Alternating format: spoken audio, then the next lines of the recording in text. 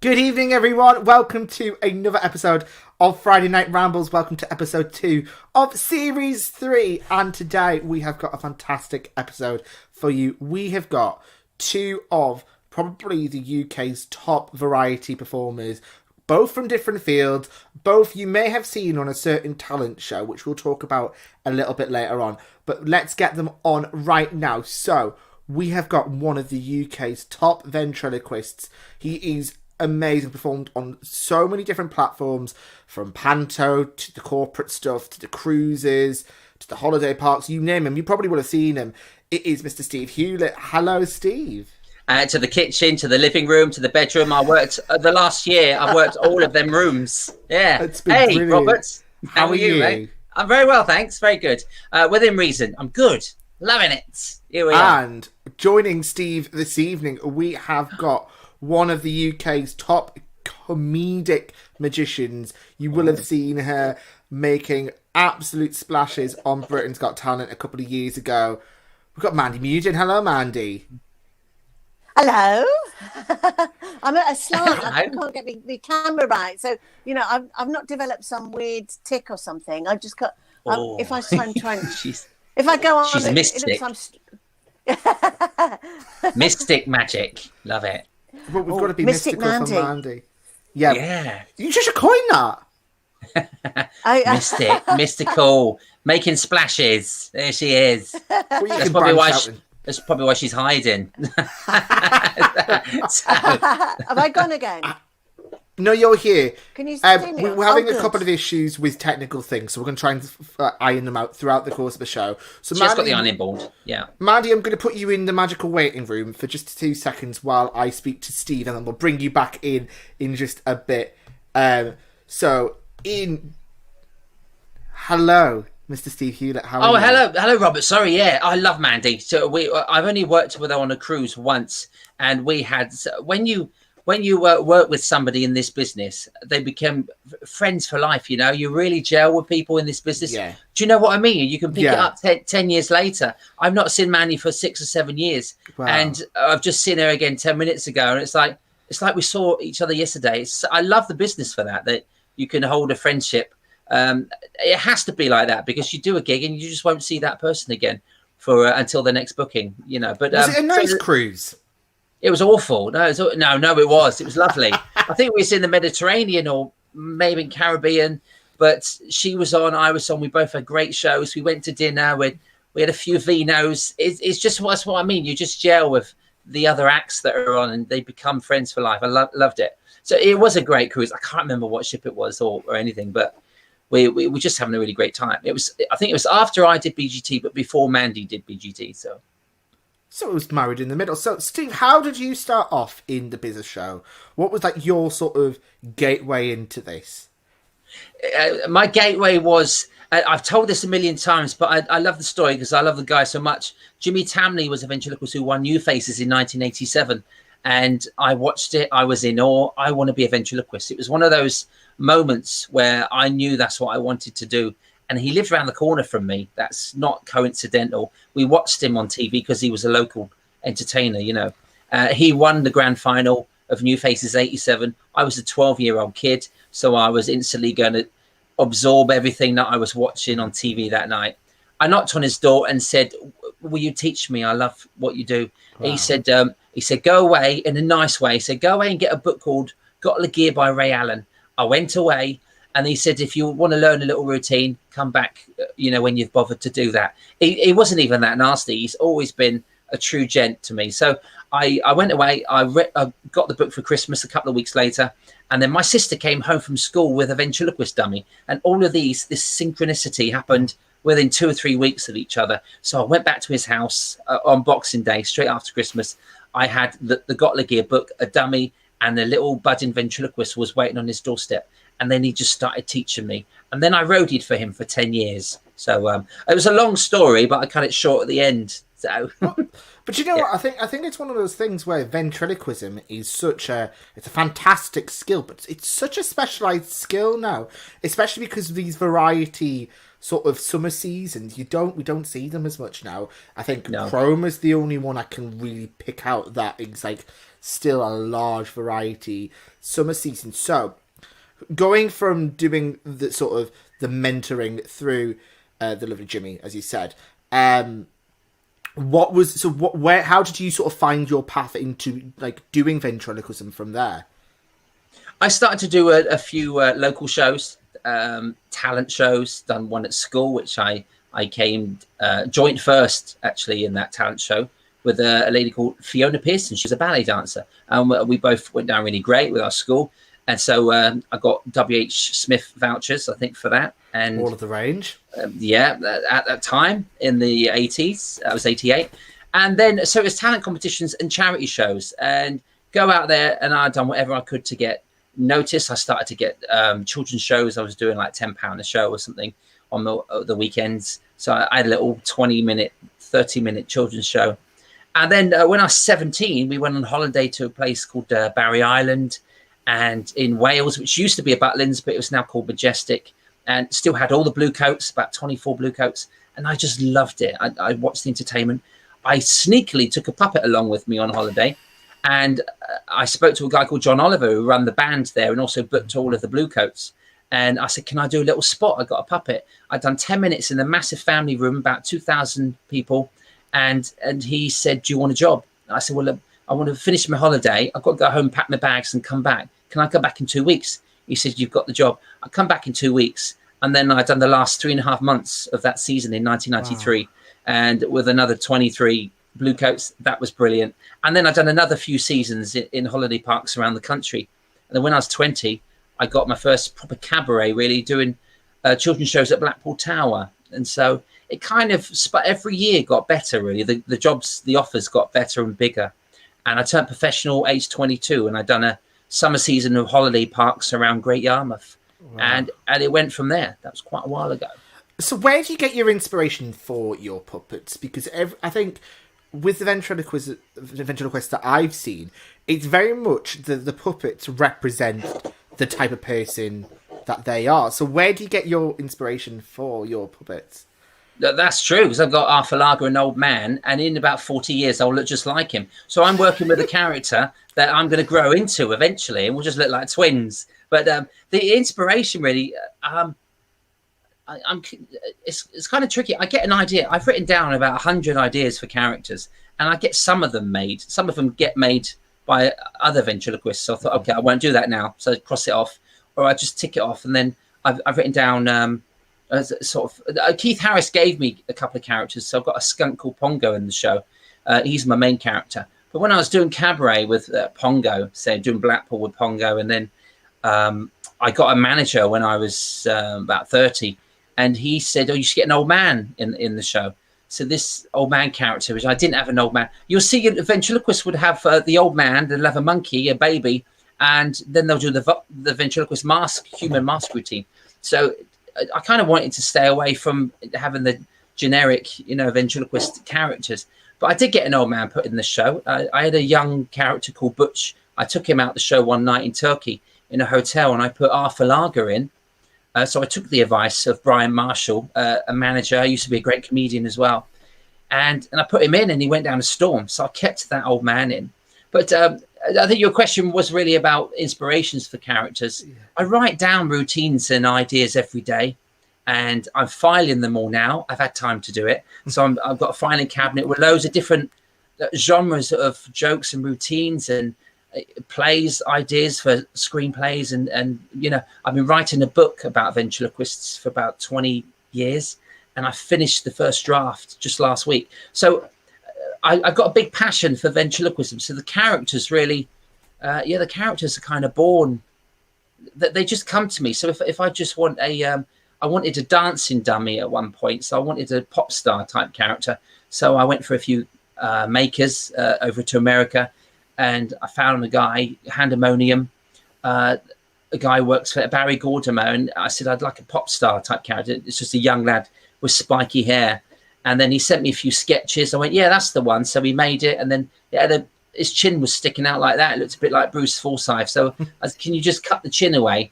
But you had to make the whole head again because you couldn't cut the chin away once you'd made it. So so he was called Jackson J. And I like to get him back one time, get him remade again because he went down quite well. I used him in Chroma on the end of the pier. And that was brilliant. And so he was a dancing dummy and he would stand behind a screen and the bottom half of him, his were pre-recorded legs, and the top of him I would move like that. Wow. And it looked like he was dancing on stage. It was a very technical thing. I'm not very technical.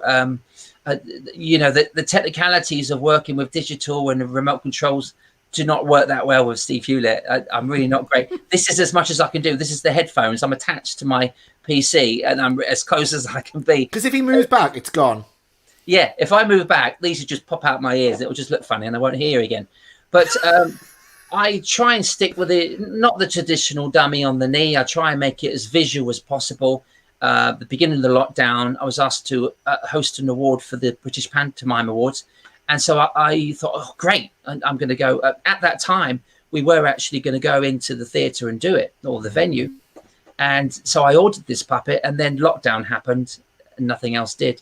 So everything's been done online. But that character that I ordered from the Philippines turned up. So now I've got a brand new character. It's a genie puppet, which I've always wanted a genie. I've had that written down for about 4 or 5 years. So I finally got that. So I've ended up with about 20 characters and I only use about 5 of them in the show.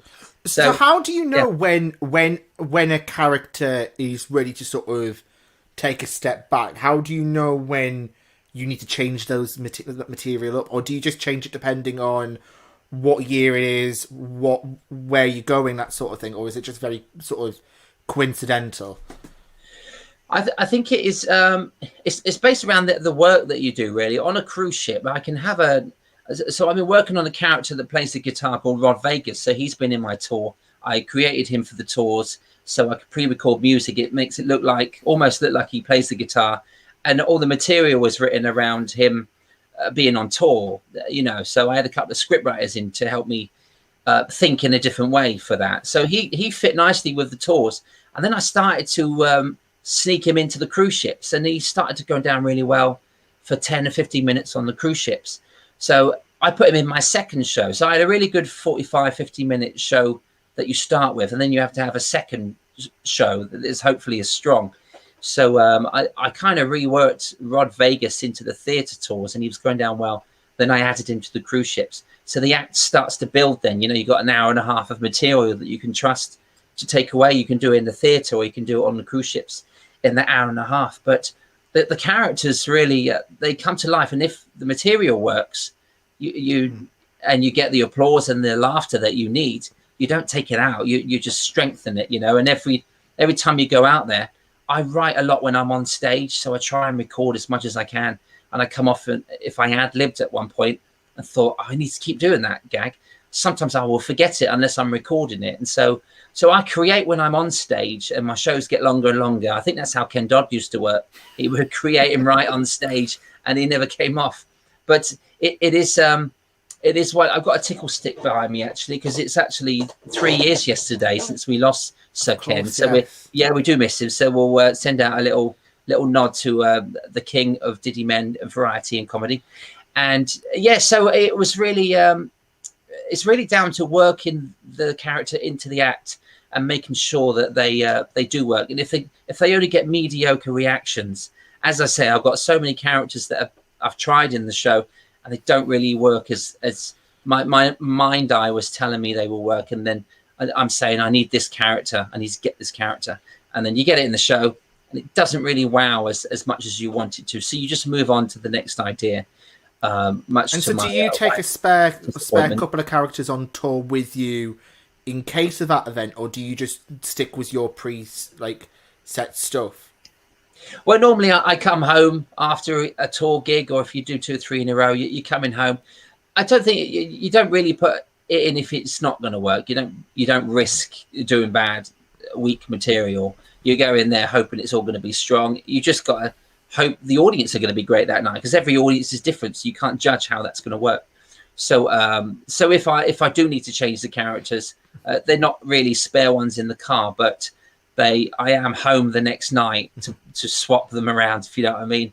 So it's mainly about trial and error with characters, and but I've got a whole show I've written around Arthur Lager, which is going to go out again in September. Some of my dates have been moved 3 times, so some of those dates are September, some are in April, and it's Arthur Lager from when he was born up until 82 years old, which he is now. And so that show is just him, but there's about 3-4 puppets that lead up to his old age, if you know what I mean. So, but Arthur Lager, the character, works, so I know that I can get away with a whole hour with him. But then again, it's a story through his life. So there's a 7-year-old Arthur Lager, a 20-year-old, 40, 60, and then an 82-year-old. So it's all about being visual and, kind of innovative. And ventriloquism really has to move with the times. So you have to come up with something that is brand new. And with pantomime as well, because obviously pantomime is something that you've been known to do before and since your BGT days. What was it like sort of coming into panto as a sort of speciality act? Because we've not had on Rambles yet someone who is, well, apart from the lovely Kev Hawking, who is a master of everything that I possibly can know. We've not really had we've not had what I would say a very special, like a speciality act in ventriloquism sense. So how do you work that in? It's the pantomime is really great for that, because they can have. I've worked with gladiators, and there was a page 3 girl once, and they can actors and singers and dancers. It's the last of the variety shows at panto, and everyone comes together at Christmas. It's the first time kids get to see a variety show. So a ventriloquist, Keith Harris done 48 pantomimes. There's so many ventriloquists. Dawson Chance, Jimmy Tamley's done panto. It's Paul Zerdin at the Palladium the last 4 or 5 years. It's an incredible opportunity for a ventriloquist to work. You could be Buttons. We're normally a Chinese policeman, or there's so many different ways you can use a ventriloquist in a pantomime. I've just signed up for panto this Christmas. I can't say where or what it is yet, but I'm really happy to be doing panto again. And they've signed up me and Arthur Lager as characters. I'm very excited. Firstly, to get a job, because that's not happened for a long time. But I'm really excited because I've never seen a panto, the one I'm doing, with a ventriloquist in it yet, and I won't reveal what that is. But maybe I'll come on a later date when we're allowed to talk about it. But it's lovely to be signed up, but it's exciting to be writing new material now. I done a bar mitzvah on Zoom a couple of weeks ago, and they wanted to personalize a couple of jokes about the family, and I sat down for about 3 hours and I wrote. I think I'd done 10 minutes of my act, and 20 minutes was material I wrote for the family. And I loved it, the process of writing, especially for that event, for a 13-year-old lad and his family. And I ripped the mick out of his dad, who was a Tottenham supporter. And it was just I'm not a sportsman. People are laughing because Steve Hewlett talked about football. But I do know comedy, and I do know how to kind of twist it around and make it work for that event. So it was fun for that event. So the same for panto, the one that's coming up. Weaving Arthur Lager and me into the story, and then using ventriloquism with other characters. There's so many little ideas that I'm excited about using in panto. I can't wait till we open. But it's wonderful, really, to have that chance to entertain children and grandparents, with your material that can stretch through a whole family. Because Keith Harris taught me a ventriloquist is very lucky. An act like ours can entertain the whole family at the same time. And he said that was a gift. He always told me that was a gift that we've got. So keep it up. He's always said, go for it, son. And so he was very supportive to me, Keith, and he was one of the great pantomime legends. And he directed panto as well, which again, he did, not only to star in panto, not only to be a ventriloquist in a panto, but to also have the mind to direct. I think that's something magical. Yeah, Keith, I saw he was one of the greatest pantomime performers I ever saw, and Keith worked so hard. He wrote the pantos, he directed, he produced it. It was just, and he performed in it, and he was so. I'm trying to think. I'm not sure the panto that he did actually at that time, but it was incredible.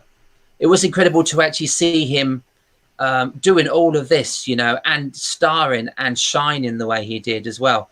As a performer. He was truly incredible. I was in awe of Keith, and he said to me one time, he said, "Steve, would you do panto? I'd love to direct you in a panto." It never happened, but I would have loved for him to be my boss, because learning more from Keith would have been incredible. I'd done my first TV show with Keith, my first national TV show when I was 16. He was behind the camera, and he was there for me ever since that gig, you know. And so he really looked out for me. Before we come to Mandy, I'm just going to quickly say this has caught my eye, and I hope you get what this is on about. But the lovely Rollo, he's saying he's doing a Roger de Courcy tribute. There is. I don't know. I see that's you. Because I have no idea. I didn't know. Is that Nookie based? He's talking about Nookie again. He's always talking about Nookie.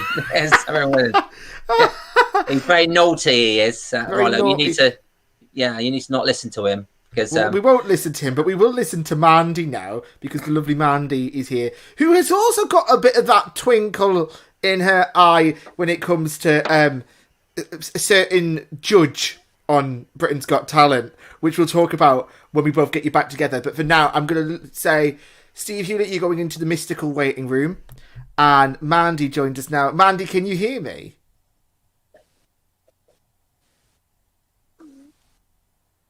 Yes, I can hear you fine. Can you hear me? I can. I think we're having some technical issues with getting you on. Can you hear me now? Well, maybe I'm going to unplug my... Yeah, I can hear you fine. Can you hear me? Yeah, we're a little bit lagged, but we'll work with it. We'll use magical powers to work with it. So, Mandy, what I want to know from you is, how did you get started in the business? Well, I went to drama school, and I, from a kid, I was doing dancing and everything, which is unbelievable to think now. And then my mum was a dancer, and then I used to do, you know, ballet and all that. And then I trained to be an actress, but I was slightly hampered by the fact I couldn't really act. So then I thought, well, I'll have to do something else. And then I bumped into Faye Presto in a magic shop, and I became a magician, and because I was always wanting to do magic, and then she kind of helped me. So that's how I sort of started, really. And so for you, in terms of finding you, I can hear you amazingly now. In sort of trying to find your style, what sort of things, like when you obviously met Faye and you were sort of like, right, I'm going to do this. What sort of things did you have to go away and research? Like, what sort of inspirations did you draw from? Well, I love Tommy Cooper, and also there was no real female magicians doing comedy, and because they all used to go to magic conventions, and they'd be all dead serious doing stuff with roses and all this, and I think you can't take magic serious. I think you've got to slightly take the piss out of it, otherwise it doesn't. Yeah. You know, I mean, if you could really be doing those things, you know, you'd be standing, you know, walking on water and all that sort of stuff. So anyway, I just kind of tried to work my own little way into it, really, and I tried to think of things that I'd like to see. So I'd take a trick and then try and make it how I want it to be, you know. And it's funny actually listening to how Steve writes, because I think every performer kind of writes differently, you know. And it's like, for me, I pace around the house because I can't sit down and write, and so I have to get up and I have to kind of vocalize it, and then, you know, and then you still don't know. Like I've written a whole load of new jokes, and I'm doing a show tomorrow, and then I think, oh my God, they might be a little bit near the knuckle. I don't know whether I'm, you know, I'll have to revisit those tomorrow. Amazing. Mandy, one of the things that as you mentioned about your comedy stuff, you won a very prestigious award for a very prestigious organisation. I don't know how much you're allowed to tell about that, but do tell about that, because I find that really interesting. Yeah, I was really surprised, actually. I think I'm still the only woman to get that award, and it was the Carlton. It was from the Magic Circle, and it was the Carlton Award for Comedy and Magic. So yeah, it was lovely. I was really thrilled to get that. It was a while ago now, but yeah. And so it's always nice to when your peers kind of recognise you, and you know, because sometimes I do think, but you know, you always don't know whether everybody's going to get what you're trying to achieve. You know, especially when you take it a little bit further than other people. You know, so I was delighted. That was really great. I mean, I love comedy, and I think especially during this lockdown, you need a bloody laugh, don't you? Yeah, of course we do. And I think as well, because it's something as high as the Magic Circle, you don't get any bigger than that. No, I know. It's nice, wasn't it? It was worth paying them, really. But, you know, yeah, it was great. And so, in terms of getting sort of up, like, within the industry, what sort of things would you say are, like, sort of, like, your sort of, not necessarily highlights, but sort of, like, what are the things that you really like doing on the scene? Because obviously you've done everything from the cruises, you've done a cruise with Steve, you've done the corporate stuff, obviously you've got into pantomime in recent years, so what sort of things do you like doing? Well, I've done quite a few pantos actually in the past. I my first panto, sort of big panto I did was actually in Dubai, and that was years ago before Dubai was the place it is now. So and actually it was all the Arabs that came. So it was quite weird. We're seeing them with big boo hands going, oh boo boo, and but it was amazing. And it was at the World Trade Center, which now looks like a bungalow in the middle of Dubai. So that was incredible. It was, you know, it was great.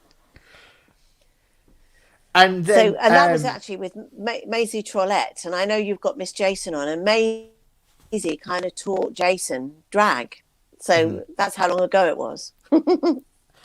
And then in recent years as well, you've worked with some fantastic names. I mean, Brendan Cole from Strictly. I mean, you don't get any better than that. Oh, I know, and he's so lovely as well. I mean, yeah, me and Miss Jason shared a dressing room, and Brendan used to come in all the time, and Brendan's hot. He's got a great bloody body, and so we'd be like two giggly girls because he'd come in like in his pants and go, "Oh God, Mandy, have you got a hair grip?" And I'd be like, "Woo!" And me and Jason would be screaming. So what happened was on the last night, because he knew that we'd always scream when he came in his pants. On the last night, he came in naked, and we went absolutely mad.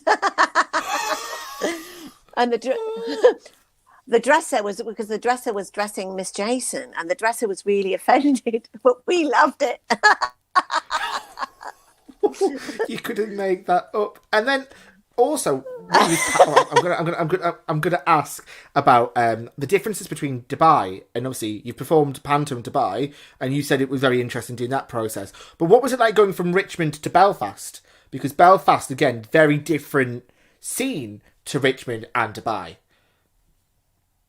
Yeah, I didn't actually do Richmond. I did High Wycombe. I've done High Wycombe, Nottingham, Cambridge. That was very, you know, it was really different because also they take the mickey out of the English, you know, because obviously we've got a sort of bad history over there, and so that was it was quite funny being the butt of the jokes, you know, because you know there's It was very interesting. But yeah, I mean, the theatre over there, it was the Grand Opera House. It's absolutely bleeding stunning.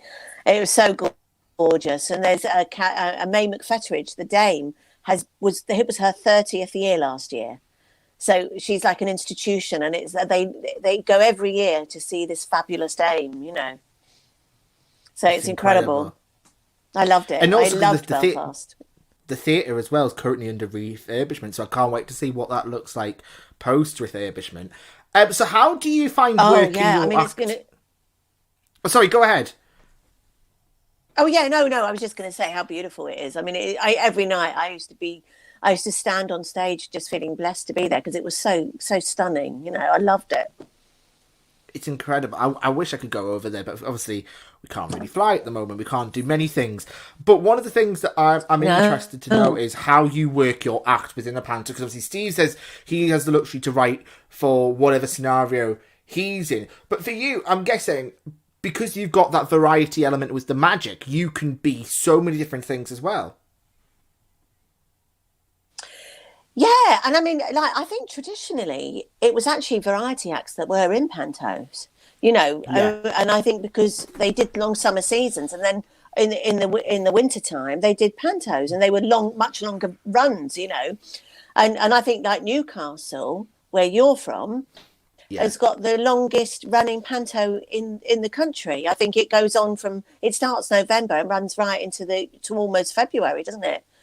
And so I think it was always old turns doing it, but for me, it's always, sometimes, you try and get the tricks to go with the show, and, sometimes you have to crowbar them in a little bit, but it is interesting. I mean, last year I was Magic Mandy, so I mean, they just made a character up for me, which was great. I was just myself, really, just wandering around in a big costume. I think that's what we all. But in High Wycombe, I had to fly, and but in High Wycombe, I was flying, and it's a very, very high drop, and I'm terrified of heights. And they put me up there, and then two of the technicians started having an argument, so they left me up there for about 15 minutes. And I started off going sort of la la la, I'm fine. I'm starting to read the back of the scenery. And then it went on, and I was going, get me down. And nobody could hear me. And I was like, I've never had sweaty palms before, because I thought that was only pervy old men. But I was literally, palms were ringing. And my legs were knocking together. And I was in this big mirror. I was hanging on for dear life. I didn't dare look down. I didn't dare look. I was absolutely, and they got me down. They unclipped me, and I just fell off the mirror and fell on the floor. And I said, I was going to need a cup of tea. I mean, honestly, I was terrified. But anyway, by the end of it, I got used to it. But they used to put so much smoke out.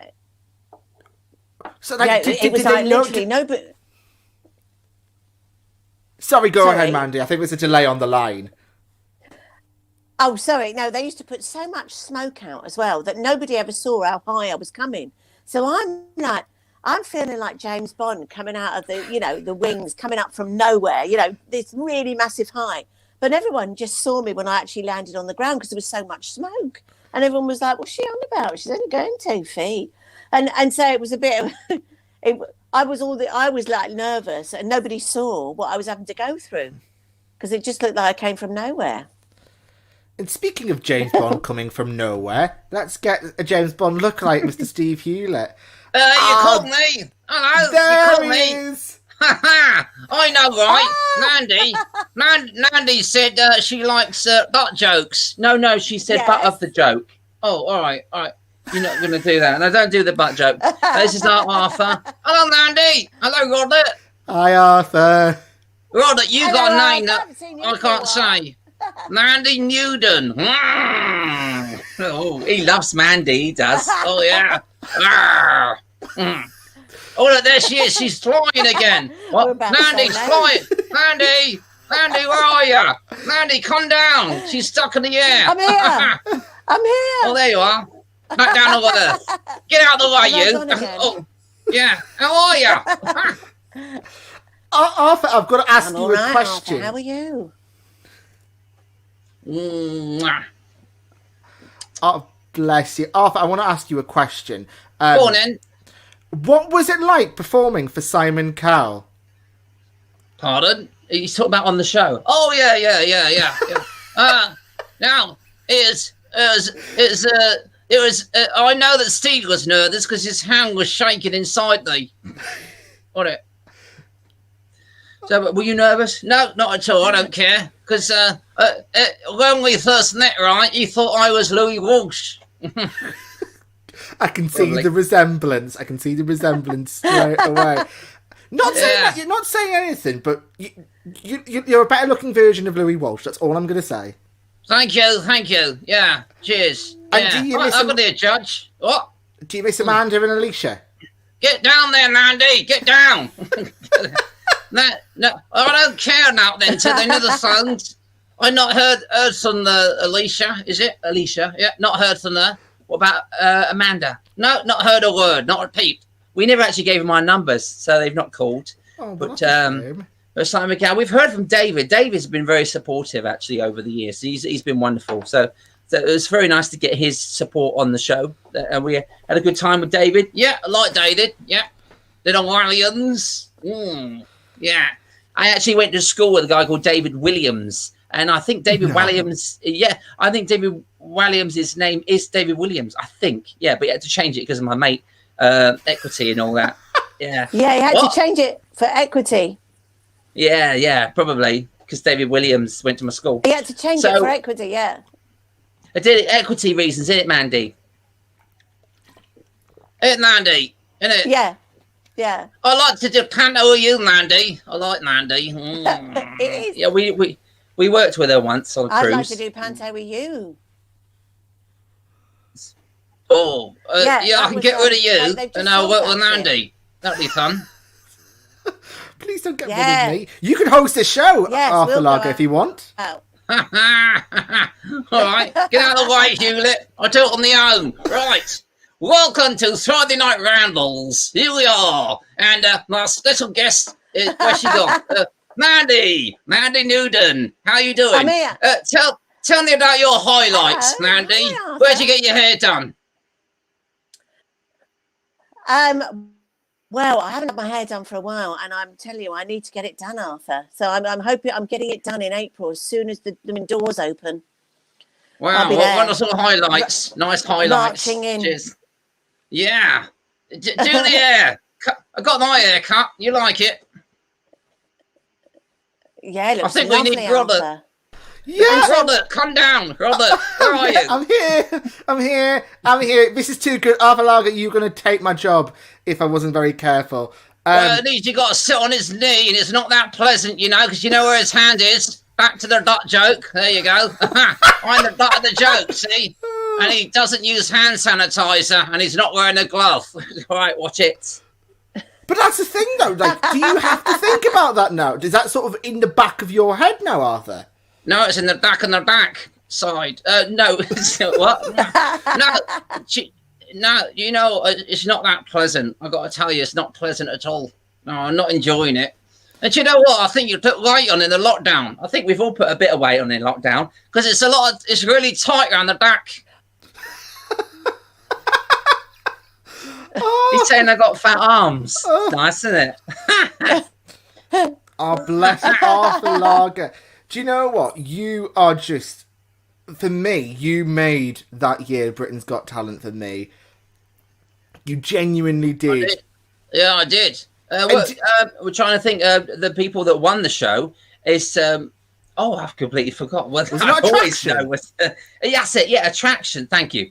Attraction won the show, and they were incredible. And they were from the first audition, I think, from that year in 2013. I think they were really earmarked to win that show. I think it was obvious they were going to win it. But it was such a great show. I was on their heat, and I got through as the wild card the next week. So I worked with Attraction twice, and then I was asked to tour with them. Actually, we were going to go and do a UK tour, but their management didn't want a ventriloquist on the tour, so I didn't work with Attraction in the end. So where are they now? Wow. Hey, they disappeared into the shadows. See what he done? I did. Shadow act. And Arthur, we've got to talk about your friends Simon and Sunita, because Sunita's just been announced to do Chicago today. So does that mean that Puppet Sunita's going to do? Oh, that's nice. She going on holiday? She? No, she's going to do the musical. She's not going to go on holiday. I don't think you can get flights to Chicago. And all that jazz. You know what? She's playing Mama Morton. Wow. She'll be great at that, I think. Fabulous. She'll be fantastic. She's brilliant. You know what? She's off. Sunita was lovely. She was so shocked I'd love to play that character. Would you do a bit now? Brilliant. Have you got a chair? Go on, do it on the chair now. Go, Mandy. Take it away, Mandy. No, do you know why? Because I've got a dress on. Yeah, I know. Do it.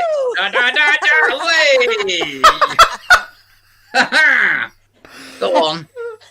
Stick a chicken in the air, stick a Dector up your nose. So, So, and as I was saying, Sunita, I think she'll be wonderful in that part. And we got to know each other after BGT because she loved the fact that I used the Sunita puppet, and it was great that I don't think that act would have worked in the final if her and Simon was not sat there. It wouldn't have been as funny. So did you know she was going to be there?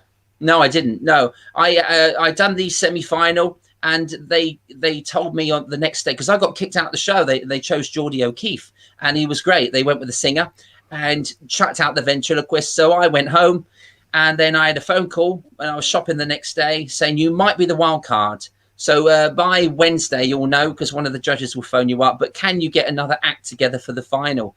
Which was not the act that I planned to do for the final all those months before leading up to it. And I'd kind of resigned to the fact that that was it, you know. But I really had a great time that Saturday night when I brought out the Simon Cowell for the first time. Was brilliant. But they said, but if you are going to be on the show, you're going to need another puppet. We want you to have probably another judge. And I said, I don't think a judge, I think it'd be too predictable, wouldn't it? Too predictable. So I said, what about Sunita? Will they get Sunita made up as a puppet? And they said, yeah, that's great. They phoned back 2 minutes later and said, we definitely want you to do that. So I said, but I might not be on the show, so I will be stuck with a £2,000 puppet. And they said, we'll just do it. We'll pay for the puppet, but you still might not be on it, but you might be wild card, but you might not be. And so you were. I know I was. I'm just getting to that bit. And so, yeah. Oh, I wish you wouldn't talk when I talk. I wish you could. Okay, right. Otherwise, you would have won then. I would have won then. And so you're not going to win. You're not Zerdin. I know. So what it is it was just such a wonderful thing. So Sunita, I didn't know she was going to be there, but when I told them I was going to get Sunita puppet, Peter Pullen, a wonderful puppet creator, made Sunita in 3 days. He didn't sleep. I owe it all to Peter Pullen because he saved me. He saved a lot of ventriloquists over the years. And he's such a lovely guy. I love Peter Pullen. So he made that character, and she was ready for the... I found out on Wednesday it was definitely going to be happening. And on Tuesday, Peter started making Sunita, and she was ready for the rehearsals on the Friday. So I went out and done the rehearsals. And then on a Saturday, when we rehearsed the final show before it went live, Sunita walked past me in the corridor backstage. She went to see Simon. And I had a Sunita in a bin bag. I was walking to the hairdressers, the makeup, and they were sort of doing her hair and everything, and she had these leaves and stuff. So they were sprucing up the puppet, putting earrings and stuff. And then Simon Cowell had the extra hair on his chest done. But I said hello to her, and she said I was great the week before. But I kind of done a fist pump in the air, thinking, oh, she's great. She's in the audience because it should work. And it did. It worked a treat because they were both in the audience. But as I was saying, it wouldn't have worked as well if they weren't there. It was just the mirror image and their reactions that made my spot what it was. Not saying I wasn't talented, because I was hilarious. Because I wrote a lot of gags for it, but I was very proud that the whole thing come together in the end. It worked. Until the lady threw the eggs from the orchestra. That ruined it. Can you believe she won the show in the end? She only threw eggs. Rubbish juggler. Of course, I remember that. Mandy, for you as well.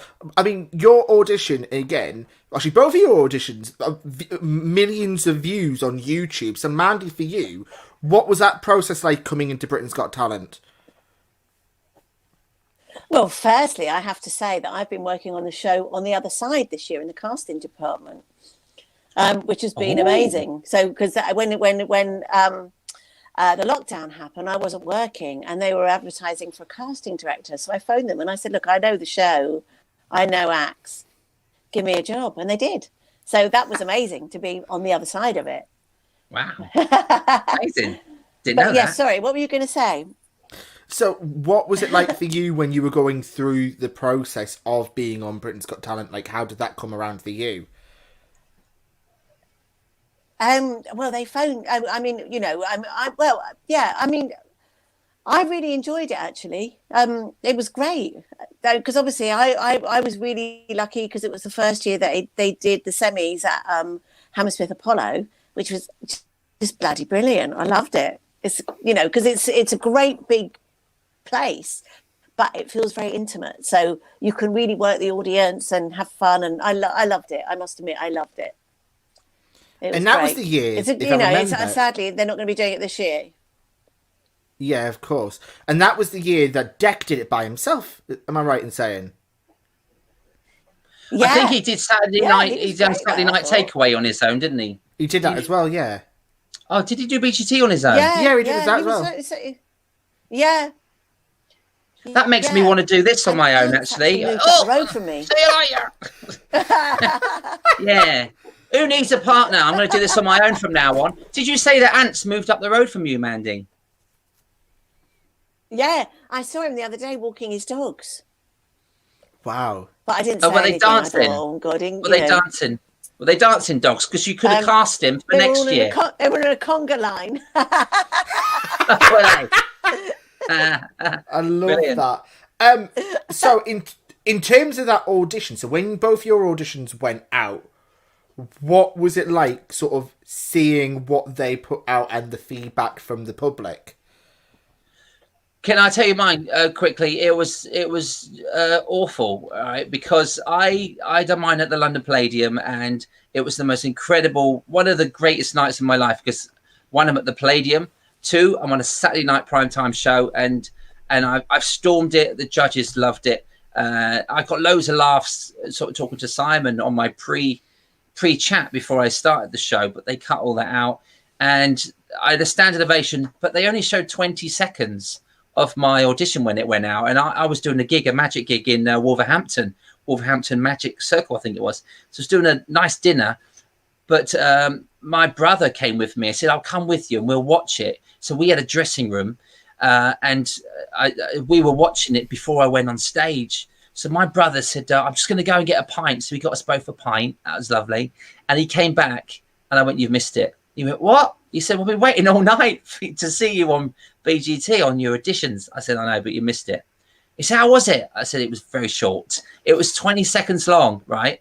And Ollie Murs was singing over it. So although it was a visual act, you didn't really get any impact of my act. It just looked kind of funny, and the judges put me through. And that was it until like 3 months later. And everyone was telling me, don't worry, Steve, you've got to, once I got through, you've got to make it happen when you get on the show. And that's when I come up with the Simon Cowell puppet idea, and me and Nina, my wife, worked it all out together to make sure that the live shows were memorable, because it's up to me at that point. When you're live, it's up to me. So I kept Simon Cowell, the puppet, secret right until the last day of rehearsal. They had no idea he was in the trunk. And so because I knew that I had to have an ace up my sleeve, do you know what I mean? And that was it for me, really. So I made an impact on the live shows, but the audition for me, I didn't really get much feedback. And for you, Mandy, what was it like for you? Well, I was away when it came out because I was on a ship. So I didn't even read it, because they don't really tell you when you're on until the night before. And so when it went out, I was away, and I didn't think anything of it until I flew back into London City, and this policeman kept staring at me with a big gun. And I thought, oh God, what's going to happen now? And then they came over, and there was 3 of them, and they went, oh, we loved it last night. And I was like, oh my God, yeah, it was really, really odd. Yeah, because I was away. Actually, it wasn't last night. It was like, 3 nights before or something. So it was quite weird, because I had no idea, because you're bobbing around in the ocean. And do you find as well? I took my friend Chris with me when I did the audition. It was in Lowry. Yeah. Sorry. Nice theatre, that. Yeah, Yes, I took my lovely. friend Chris, who's a dame in Newcastle. Oh, Chris Hayward. And love him, bless him. can you hear me all right? Yeah, we can hear you perfectly, yeah. Yeah. And so he was my assistant on the first Can't see your lips move. And we were there all day, because it it goes on and on and on, because you get there about 9 in the morning, and I went on about 9 or 10, and we were so starving. And and Chris was going mad. He was like, oh God, I've got to get back to Newcastle. And it was a laugh, though. I mean, I really enjoyed it, because I was just thinking, oh my God, because the bloke before me was like one of the experimental dancers, and he got buzzed, and the buzzes were so loud, and I was thinking, I can't do this, because it was like, and I was thinking, oh my God. They really build your nerves, don't they? Simon, yeah, it does, because it's much louder than you think. And it is kind of surreal because you go out there and they're all sitting there and you feel as though you're watching the telly, but you're not, you're on. So it's quite funny. It is weird, isn't it? But I mucked everything up. I dropped cards all over the floor. Yeah. And Manda Holden, they cut they told me to do 3 minutes and I did 8 minutes. And I overran massively because I was just so nervous. I just put a million tricks in. And I had her rising up on a stool and she had a really expensive designer dress on. And when she came down, it all ripped. And I was like, oh my God, this is terrible. But she was kind of really cool about it. She's got loads more. So I ripped her designer dress. Wow. Yeah, she was all right about it. Hi, Marnie. If anyone's got any questions in Cyberland, if you want to put them in the chat, we'll answer them over the next sort of 5 minutes. But what I really want to know from you guys is the fact that your videos have been viewed by millions of views, and obviously you've been on the show, which is watched by millions of people. What is that like? Because the fact, obviously, Steve, you mentioned New Faces.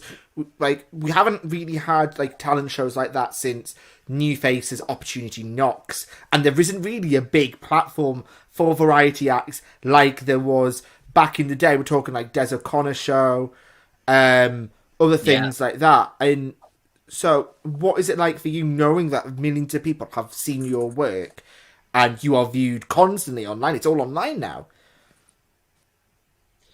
It is. It's really nice to because I still get work from my YouTube clips, and so I done a bar mitzvah, as I said, a couple of weeks ago, and they saw my YouTube clip and they sold it and got me another job from it because of the YouTube clip. And it's only 2-3 minutes, but I go out and do 2 hours in theaters or on the cruises like Mandy does. We got so much material that we could have done TV. We could have done our own TV shows or guested on about 10-20 different shows over the years, but there's nowhere for us to go. A variety act, you're not going to. There was a Des O'Connor, and he would really champion the stand-up comedians. The Andy Fords, the Bradley Walsh, Joe Pasquale, Des O'Connor, Jeffro. He would always put these comics on. Johnny Casson, great comedy acts. He would give you a chance to showcase more of your work just because you've come out of a talent show, and I feel like I got so much more to give, but there's nowhere for us to go, and it's such a shame that television doesn't see that. But I can't take Arthur Larker to Love Island. Wouldn't work.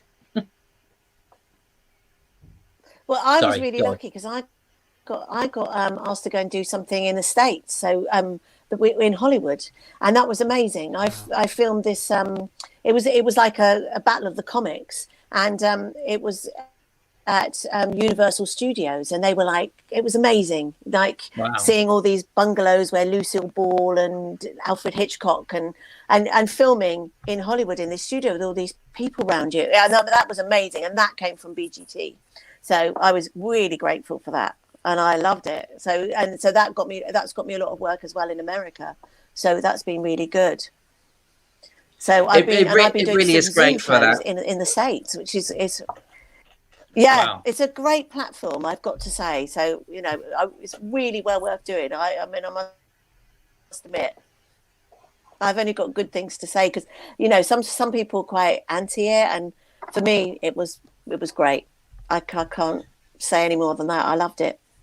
It had a lot. I love me auntie as well. Actually, got lovely aunties. I had a lot of doors open for me at BGT, and I've always praised that because they had.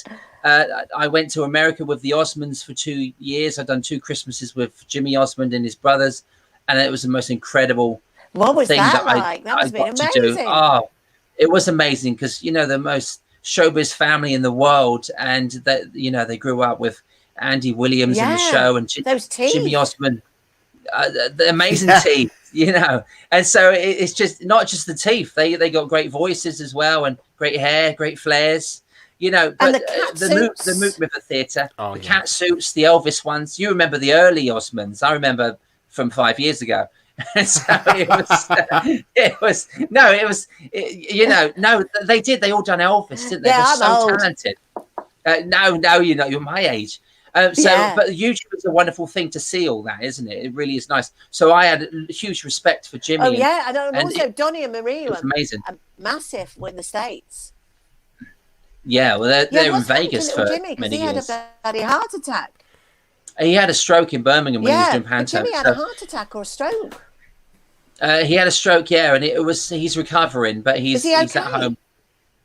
I don't think he's okay, but he's resting with his family, and it's his choice now to just rest, and I wish him all the best, and I really hope that he does get to do what he wants to do in the future, and whether that's write a biography or whatever, but he's resting now, and he really worked so hard. I saw him, sort of, he produced these shows, and we toured America. I'd done a week with him in Canada.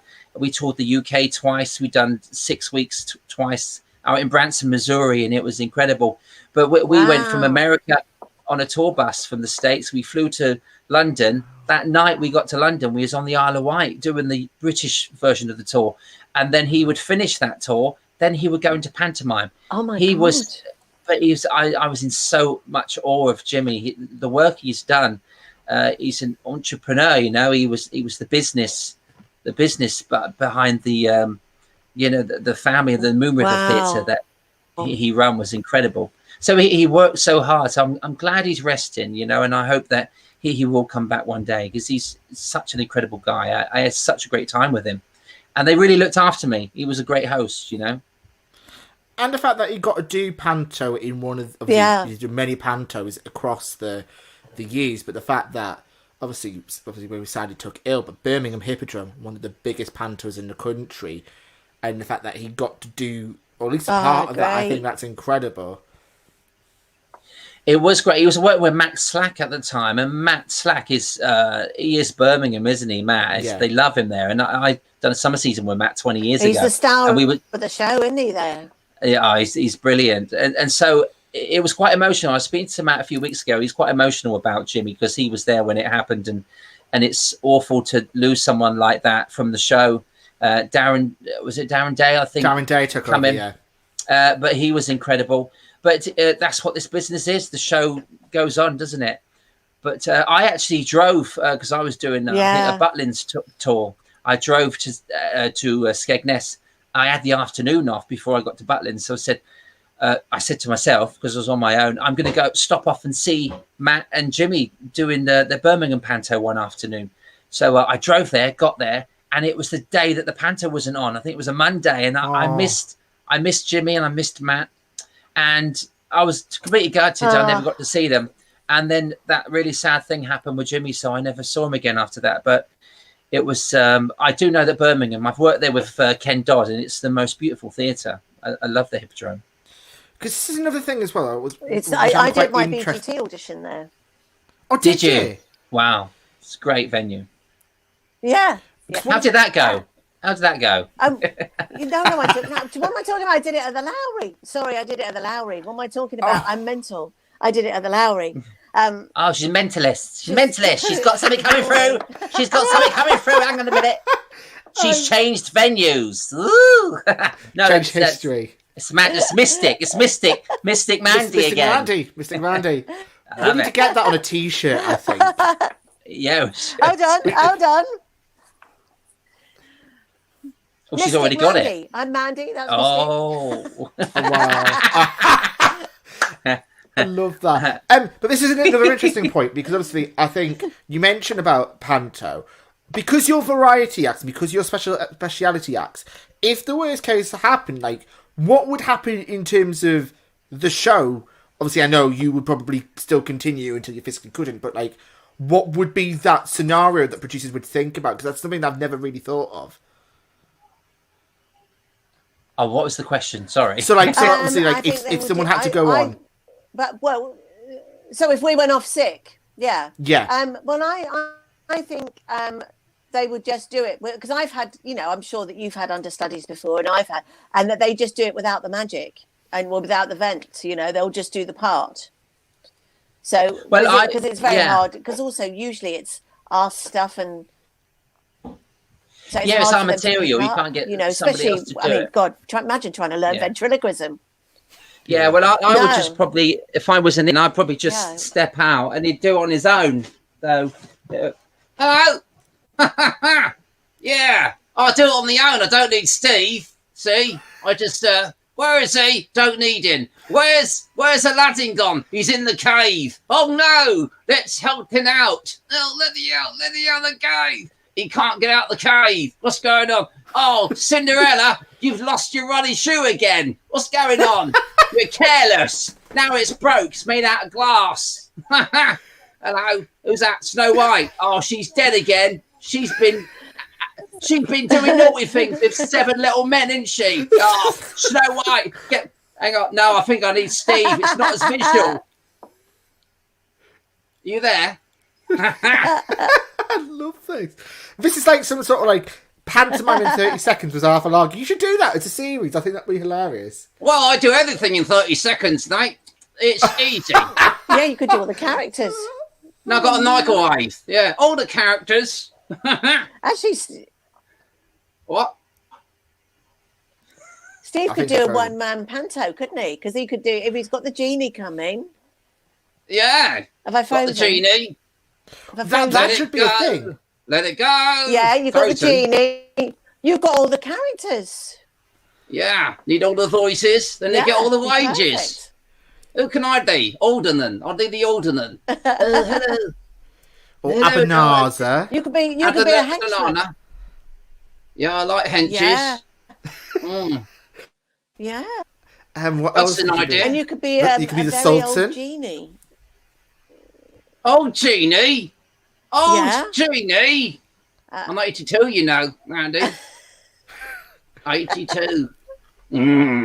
Still got it though, ain't I? Oh, Still got you it. don't look it. No, Yeah, I don't know where it is, but you've still got it. it's up the back. That's where it is. Yeah, it's Yeah, up you the look back, great. isn't it? Steven's just put this. Did Arthur just vent the voice of Aladdin? This is like puppetry Inception. Yeah, it's a bit weird, isn't it? Oh, hang on. I got a new jacket. Do you want to see my new jacket? Go on then. All right, I'm gonna get it on. Hang on.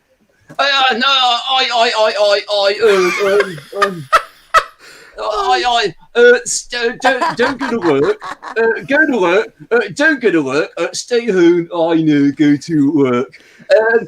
Listen to Boris. I am your prime minister. Hello. I need to go toilet. Oh my goodness. Did you like it? I Very northed good. into the prime minister. Thanks. I can't find the genie in that lamp. Well, you could be the next Doctor Who if you could regenerate. I can regenerate. You watch me regenerate. I'll regenerate. Whatever you want to regenerate. I want to regenerate myself into Mandy's house. Hang on. Come on over. I've got the wine in. Am I there yet? No, it didn't Really? work. One more push, Didn't you'll work. be there. Another push. Yeah. So can you cast me for the DGT next year? You still on it, Mandy? Yeah. No, I'm done now. They're not doing it this year. All right. It'll make your job a lot easier then, won't it? Cancelled. It'll make your job easier. Yeah. Still get furloughed. You get furloughed, wouldn't you? A lot Still? easier. Yeah. Oh, do I you need know to be what? furloughed. I could watch this all night. But listen, I believe, Mandy, if technology allows us, we might have something special here. Oh. Not in that way, Oh, Arthur God, Lager. what? I got told you had something special for us. Am I right? Get your trick out. Oh, I can do a trick. I can do a trick. Hold on. But I'm going to have to unplug myself and go and get it. Hold on. I can do a trick. Wait a minute. Because I...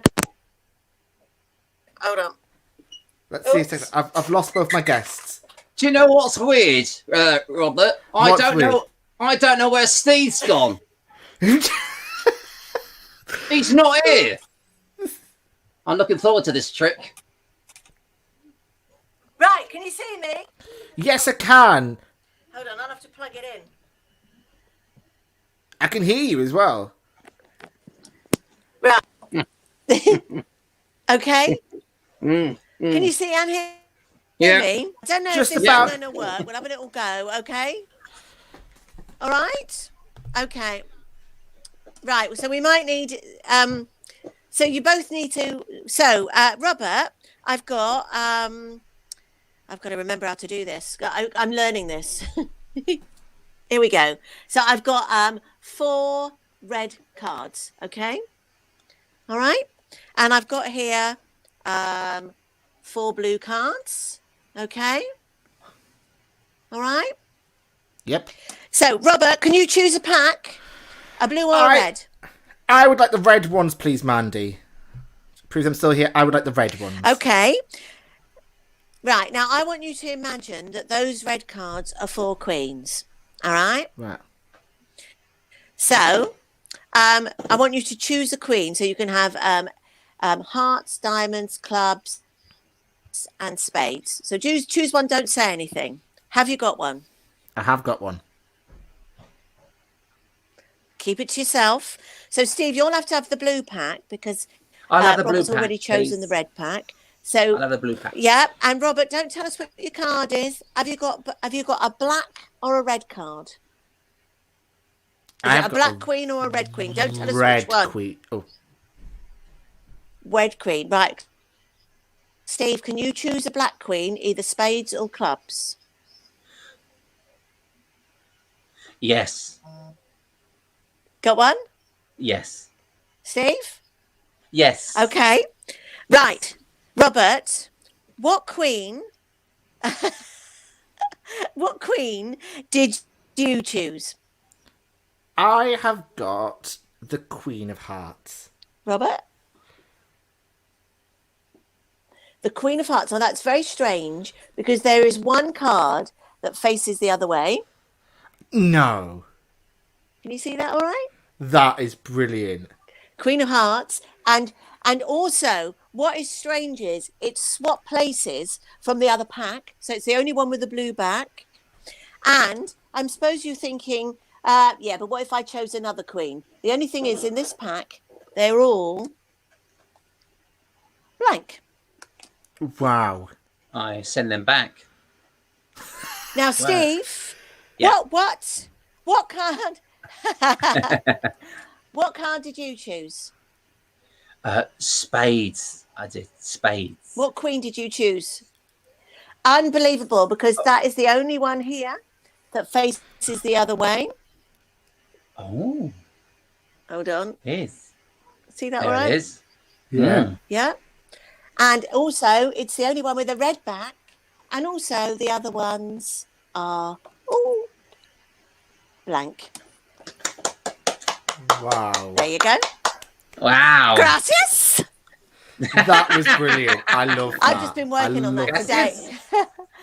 I love Oh, that. Mandy, I've that just was been practicing brilliant. that today. It's my new trick I'm working on. Oh, thank you. I'm going to make it funny. It's not funny yet, but Oh, it thanks for will be using at us. some That's point. one thing I really enjoyed about Mandy's act. The comedy that you've got, the humour of the lady is just hilarious. I loved it. The comedy magic aspect of your show is wonderful to watch.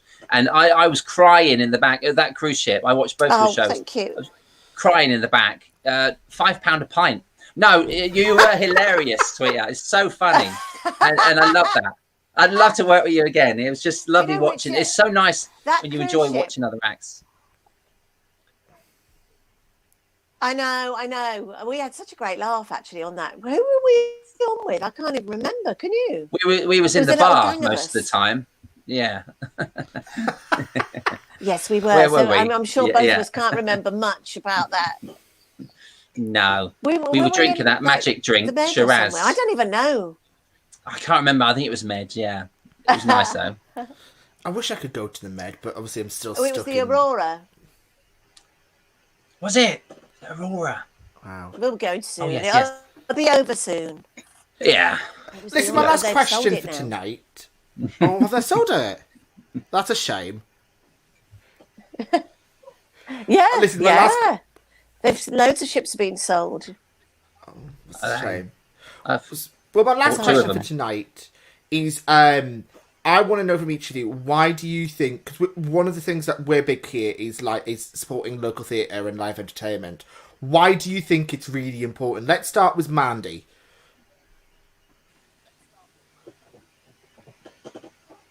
Why do I think? Because I think local theatre is good for bringing, well, especially for Panto. I think Panto is the ultimate because it brings all age groups, all types of people, everyone together, and it's just a brilliant fun. The adults get the saucy jokes, the kids, it goes over their heads. But so I think theatre's great for a community. I think live anything is brilliant, and I think it's devastating if some of these theatres are closing. Well, fingers crossed they don't and there is close. nothing better than seeing a performance live. There is nothing better. I don't think you could nail Not it even any better sex. than that. Much rather see a live performance. A live sex performance. Well, No. except with my friend Brian, but we'll talk about that another time. Steve, what about you? Yeah, I think it's really important, and like Mandy says, children sat next to grandparents, everyone in between, the whole family get together. It's the first time that children actually get to see live variety in a theatre, and it's a wonderful experience to hear your grandparents and your grandchildren laughing together. It brings people together, and I think it's really important, whether it's a big theatre, a huge theatre like the Bristol Hippodrome or the Birmingham Hippodrome or the Palladium.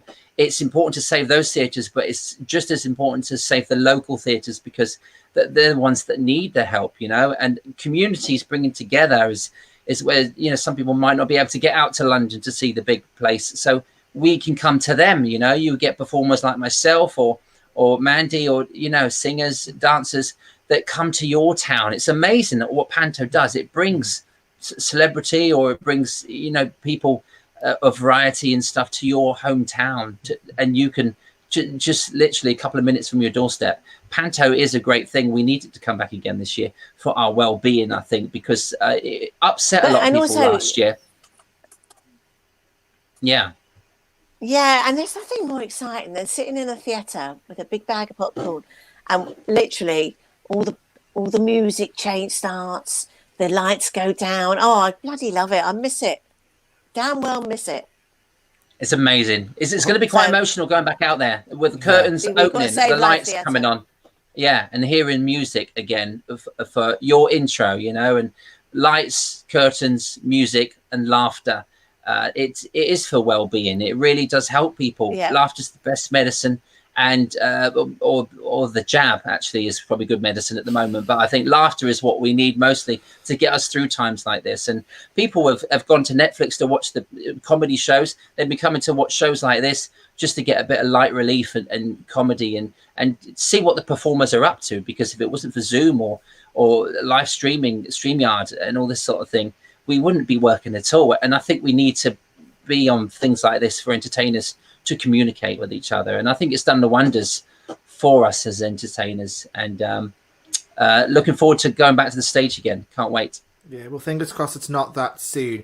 Mandy, Steve, before we go, I just want to say a massive thank you to everyone again for watching. So a massive thank you to Steve and to Arthur Lager, because they've been absolutely amazing. A massive thank you to Mandy as well, who's been absolutely amazing. And I will see you next week. These guys will see you when they see you. But thank you so much. And we will see you all next week for another episode of Friday Night Rambles. Take care. Bye-bye.